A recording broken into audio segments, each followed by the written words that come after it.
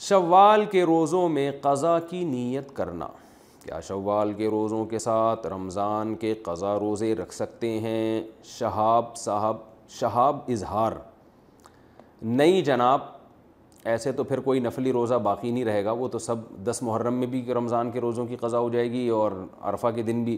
تو جب کوئی نفلی روزہ رکھا جاتا ہے تو مستقل نیت سے وہ رکھا جائے گا۔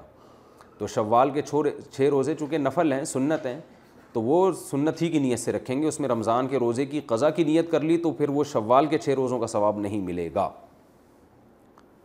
پی اے ایف اکاؤنٹ پر زکوٰۃ کا حکم، پی اے ایف اکاؤنٹ میں جو پیسے ہوتے ہیں جو ہمارے قبضے میں نہیں ہوتے، کیا ان پر زکوٰۃ ہوگی یا نہیں؟ عبد الواحد دہلی سے، جی نہیں، ان پر زکوٰۃ نہیں ہوتی۔ یہ پروویڈنٹ فنڈ کی بات کر رہے ہیں، تو وہ آپ کی تنخواہ سے کٹتے رہتے ہیں، پھر بعد میں آخر میں آپ کو ملتے ہیں، تو وہ آپ کا ان کا قبضہ ہی نہیں ہوا، پوری ملکیت آپ کی نہیں ہوئی ہے، تو اس پر زکوٰۃ لازم نہیں ہے۔ زکوٰۃ سے کون سے اخراجات منہا کریں گے؟ زکوٰۃ کی مقررہ تاریخ سے 3 دن پہلے بجلی وغیرہ کے بل آ گئے، کیا یہ بھی زکوٰۃ میں شامل ہوں گے؟ اچھا، یا اسے شامل نہیں کیا جائے گا؟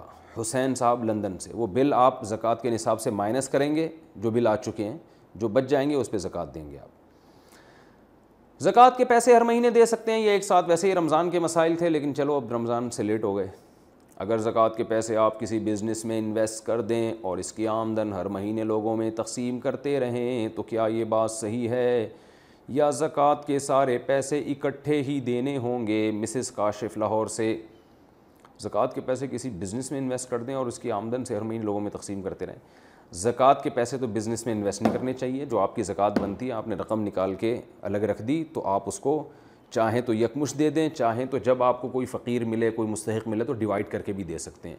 لیکن اس نیت سے زکوٰۃ کے پیسے بزنس میں لگا دینا کہ اس سے اور ارننگ ہوگی تو ہم دیتے رہیں گے، اس کا بھی خطرہ ہے کہ وہ پیسے آپ کے بزنس میں ڈوب سکتے ہیں اور آپ کی زکوٰۃ آپ کے ذمے رہ سکتی ہے۔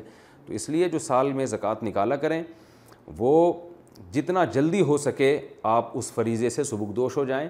ہاں، مستحق مل نہیں رہا تو اس لیے اس کو ڈیوائڈ کر کے دینا یہ ایک الگ بات ہے کہ تھوڑے وہاں دے دیے، تھوڑے وہاں دے دیے، ابھی کوئی مستحق نظر نہیں آ رہا تو کچھ پیسے اس مہینے دے دیے، جب کوئی دوسرا مستحق نظر آئے گا تو ہم اگلے مہینے دے دیں گے، تو یہ ٹھیک ہے، اس میں کوئی حرج نہیں ہے۔